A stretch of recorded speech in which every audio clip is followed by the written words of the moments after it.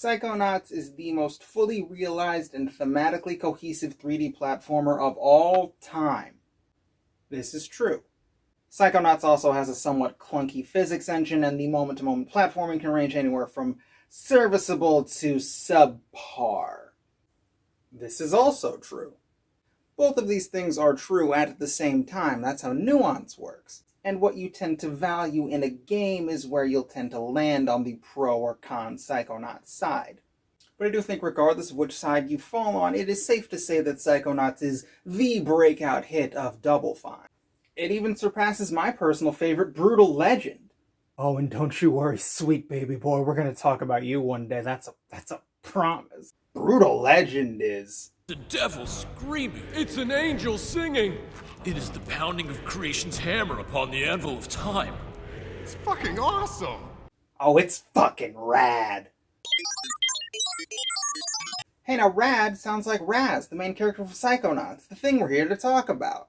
And because Psychonauts is a coming-of-age story that focuses on social outcasts and themes of mental illness, it was sort of handcrafted in the lab to be this eternal cult classic indie darling sort of thing. It's the kind of thing that video essayists who make videos about, I don't know, why Lord of the Rings is a story about the triumph of multiculturalism in the face of an oppressive monoculture. I'm writing that one down, that's a good idea. We're always going to make videos about. It's why it's eternally in the zeitgeist and why I have no doubt you've at least heard of Psychonauts before. And that's where the prospect of making a video about Psychonauts can become a little difficult because what else is there to say? Trust me, you don't need another video about the Milkman conspiracy. And my own personal subjective experience with Psychonauts is not strong enough to warrant its own video. But there's one thing Psychonauts succeeds at that I haven't seen people talk about in specific, so that's what I'd like to talk to you about today. And that is the way Psychonauts incentivizes exploration, and the way that that ties into the main theme of the game, creating empathy. I think we were at lunch with friends from work, and someone said something kind of strange, and another friend just stared at them and said, "What color is the sky in your world?" Just like, what color is the sky in your world? And I just kept thinking about that phrase. Yeah, if you could go into someone's world, like what color is the sky in their world? Back when I said Psychonauts is the most thematically cohesive 3D platformer of all time, this is part of what I'm talking about. A byproduct of the genre is to also be a collectathon. It is an excuse to explore all the 3D space that the designers have created. Now, on a personal level, simply watching the numbers on lists go from 0 to 100 has never done anything for me. I need that extra bit of, incentive to go exploring. For an example, Sonic. Here we go. In Sonic the Hedgehog, you collect rings. Because if you have any number of them, you don't die after immediately taking a hit, and if you collect 100, you get an extra life. The incentive to collect is there, but it lacks a thematic justification or in-universe context. The answer to why does Sonic collect rings is, I don't know, video games. And full disclosure, I do not think there is anything wrong with that approach, but it is this attention to detail. The staunch refusal to not include anything in the game that does not have its own narrative context that truly elevates Psychonauts against its peers. The glide, which we may not actually keep this version. He's got this sort of fun... We might not keep any of this stuff. Yeah. He's got like this little balloon glide now, and it's multiple. Maybe. I don't know. I like it. We'll see. The in-game currency you collect is part of a local camp legend. The collectibles we'll found exploring mental levels are things like mental projections and cobwebs. It all just kind of clicks together in your head while you're playing. It's like, yeah, I'm exploring a mind. Of course I'd find emotional baggage. Now let's transition into discussing the environment in which you find these collectibles and what Psychonauts does best. And that is manifesting psychological reality structurally as 3D environments that you get to traverse. Now, because Psychonauts is a game about creating empathy, when you are exploring a mind, you are afforded the opportunity to understand a person. And because no two people are the same, no two levels are the same. Sasha 9 is very straight-laced and stuffy. He does a great job of keeping his ego in check, and this is something he does with a lot of self-censorship and hatred. This is reflected in his level simply being a white cube in a blank void. Whereas the Milkman is conspiracy-minded and paranoid. His disconnected and scattershot thoughts being reflected by a cul-de-sac wherein the streets do not connect. They taper off in various directions, his intrusive thoughts and delusions reflected in the G-Men. Whereas Mia is a fun go-go disco girl, so her mind is just a party. And I can go on and on about every level in the game, but I don't want to waste your time and, rule of threes or whatever. Let's talk about the most universally discussed collectible and the one that takes everything a step further. Because to explore the level is to understand who this person is, but what if you want to know why they are this way?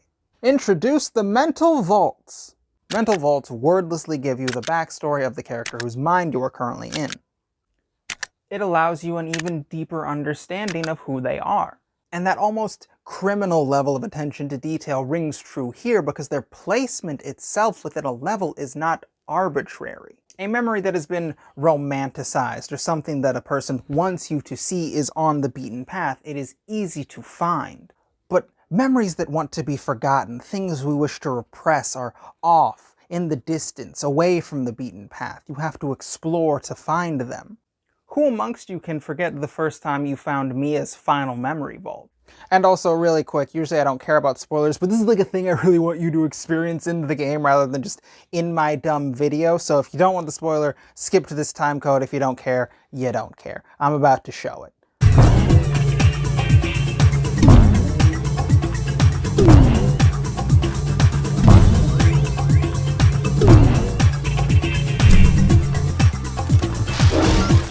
Now why would you want to come in here? Come on, this room's no fun. Let's leave, baby.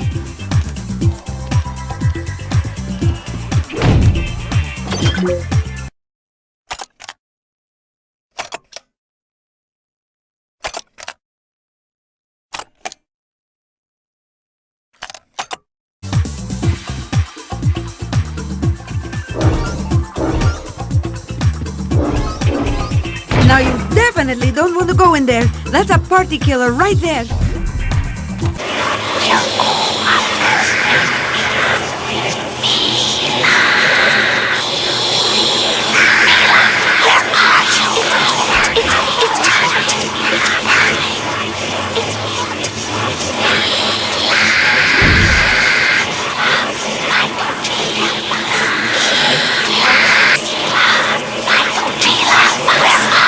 I'm incepting into your mind, a clever transitional phrase.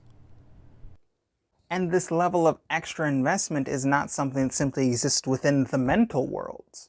You can find it within the hub world itself. While exploring the camp in between crucial plot points, you can find unique interactions that let you know that each camper is going through their own coming-of-age story, not just Raz.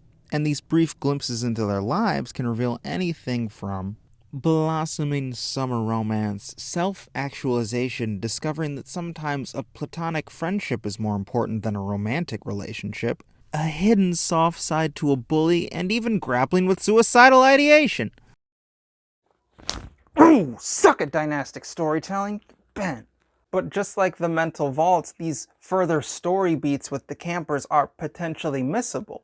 It requires a further level of exploration, a further level of investment. Do you care? Are you empathetic? And that's the best trick Psychonauts has, because the reward for exploration is emotional investment.